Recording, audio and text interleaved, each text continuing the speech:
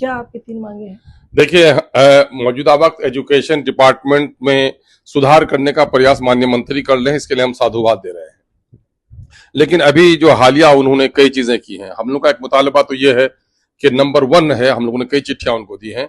Number 1 मुतालबा हमारा ये है कि मदरसा शिक्षकों का जांच आप कराइए, हम जांच में बाधा नहीं बनते, लेकिन मदरसा शिक्षकों को भूखा मत रखिए और मदरसा के टीचरों की तनख्वाह फौरी तौर पर अदा कीजिए।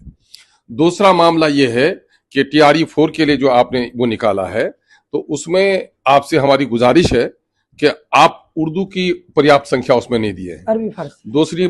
दूसरा मामला है कि उसमें जो और विकल्प 6-7 भाषाएं हैं, हालांकि उर्दू को उस कोटि में नहीं रखा जाना चाहिए। आपने इस वक्त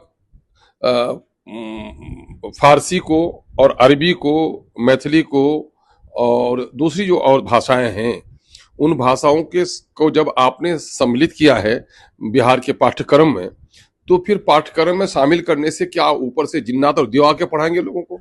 उसका टीचर आप बहाल नहीं कर रहे हैं। पिछले बार आपने टीआरई 3 के एग्जाम लिया था, उसमें आपने 500-700 सीट उनके लिए निकाला था, और उसमें चूंकि बच्चे पहले से वो ट्रेंड नहीं थे तो वो बहाल नहीं हो सके। अब उन्होंने इस प्रति आशा में कि आने वाले दिनों में हमारे सब्जेक्ट की वैकेंसी निकलेगी, और आपने अभी उनकी वैकेंसी नहीं दी है।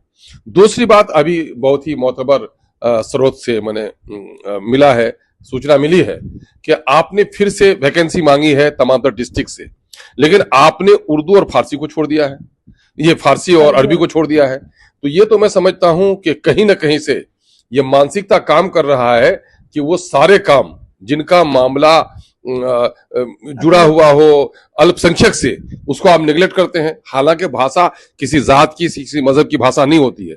जितने भाषाओं के लोग जानकार हों, उनका ज्ञान उतना बढ़ता है।